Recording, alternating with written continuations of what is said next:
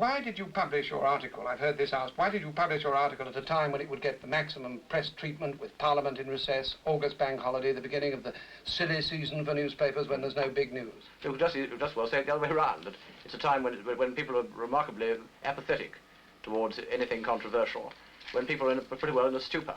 Well, and if we wanted just a concrete point to show how little I anticipated this furore, I didn't increase the print order of my magazine for this month's issue, which I now rather seriously regret. Now, could I put one point to you? Aren't you falling yourself into the error of expecting the Queen to be endowed with superhuman powers, which is an attitude I'm sure you regret? I mean, to judge from your article, you expect the Queen to have qualities of a wit. You would like her to be a better orator. You would like her to be a TV personality, in addition to being a diligent, dutiful, and devoted monarch and a mother. No, I didn't expect a lot. It would certainly be expecting a lot, and it would be expecting the impossible. Not that she may not have many of those qualities, but certainly it would be impossible to expect people to have qualities that they haven't got. What I'm suggesting is that in her public speeches and appearances, spontaneity should be the keynote. There are obviously certain speeches which have to be rather carefully prepared and which are of their very nature rather ceremonial. But I think that most of her speeches would greatly benefit from being more natural, from, even if they're prepared, from seeming to be the sort of speech that she would make.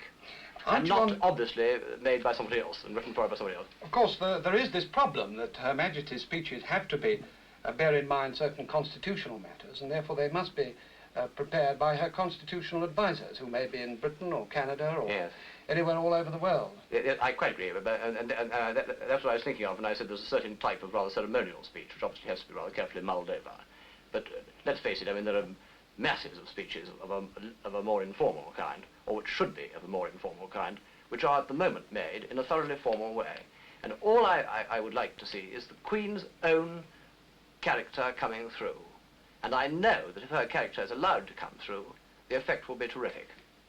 The effect at the moment is, frankly, not terrific. And that's not a criticism of her, that's a criticism of the way the thing is organised. And on whom do you lay the main charge? Well, now, that is a great difficulty, and I'm so glad you asked me that question. Because, you see, I'm now being attacked for having attacked the Queen. I mean, people say, well, why attack the Queen? Well, indeed, I mean, it's painful to have to. One would much rather not have to, but this is the dilemma. In all those matters where the Queen's power has been taken over by ministers, you can attack the minister if things go wrong. Things that are done in the Queen's name, you attack the minister, not the Queen.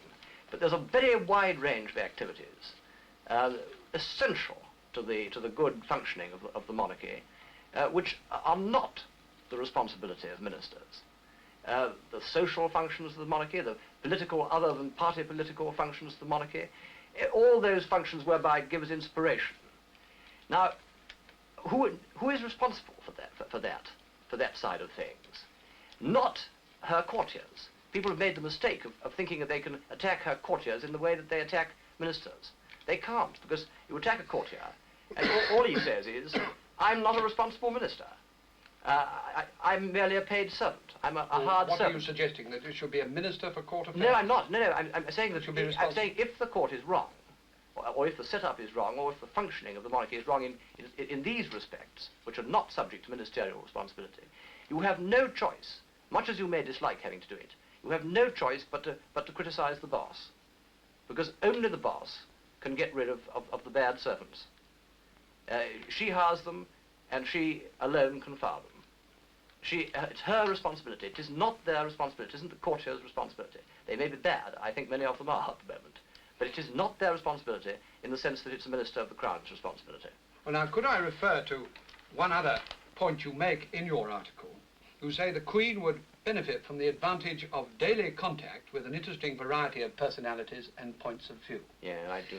Well, now, I've been looking at her, the number of people whom she's received and has entertained in recent months, and I find that quite apart from the ambassadors and people like the Commonwealth Prime Ministers, she's met the American lawyers, Thomas Beecham, the conductor, the chairman of Lever Brothers, the mayors of Wallasey, Bedlington and Birkenhead, Dr. Evatt, the Australian socialist, the mayor of Lambeth, Miss Pat Smythe, Mr. Joe Grimond, the Liberal leader, Mr. Benjamin Britten, the composer, the General Secretary of the TUC, Sir Vincent Tewson, Miss Flora Robson, Mr. Hugh Gaitskell, And the Director General of the Independent Television Authority, wait a moment, Sir Robert Fraser, Mr. Aneurin Bevan, Mr. Justice Devlin, Mr. Isaiah Berlin, the distinguished Don from your own college at Oxford, David Shepherd, the Test cricketer, not to mention Marshal Volganin and Mr. Khrushchev, whom the Queen entertained at tea at Windsor Castle.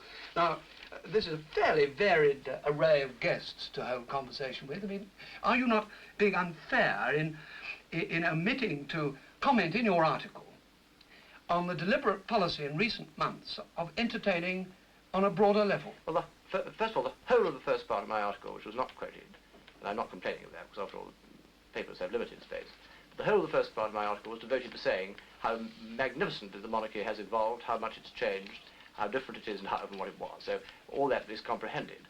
But these many guests and interviews which you have just given me an account of, they're essentially in the nature of brief encounters. Well, of course, I wasn't there. They're joint. No, I wasn't, but I mean, we could look in your court circular. Who knows the sort of thing they are. These were special... I mean, these mayors, for instance, garden party, I think I'm right in saying... No, they were there when the Queen was on a tour. I don't know how long she spoke to them, nor do I know how long she had conversation with Mr. Aneurin Bevan at lunch. Well, I can tell you, we were at lunch. There was a lunch party. I mean, she couldn't have been sitting next to all of them.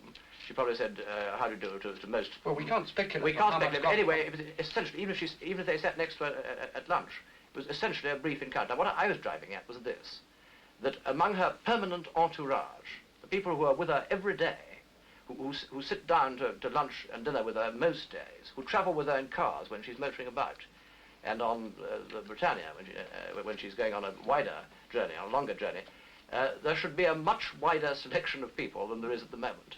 Yes, you do say. That's my point. You do say. I think that there's no point in criticising the Queen's private friends. Oh, of course not. But if I may go on to a final point, do you feel that your judgment on constitutional issues is sound, Lord Altricham, generally? Well, I have confidence. Yes. I mean, it's a sort of hopelessly pompous thing to say. My judgment on constitutional questions is sound. Well, I've tried, honestly, searching my mind and heart, such as they are, to come to the right answer. I'm quite sure that on this question I have come to the right answer. Could I ask you a question which might help people to form some judgment as to your judgment on constitutional issues? At the time of Suez, you would have liked to have seen Sir Edward Boyle, who is the present Under Secretary of the Ministry of Education, as Prime Minister. You were reported as saying, at the 18th century, at the end of the 18th century, Britain turned to a very young man. The Conservative Party would be well advised to do the same today. And you go on, no man, in my opinion, is now better fitted to lead his party than Sir Edward Boyle. Now, without any detraction to Sir Edward Boyle, whom I know well, that was nonsense, wasn't it? Well, point out, first of all, it's not a constitutional question, it's a personal question. Well, the appointment of Prime Minister is a constitutional question. Well, the method whereby he's appointed is constitutional. Was that a sensible thing to say? I'm quite certain. I don't retract that for 1 minute. I think he made a great mistake, Edward, in going back into the government.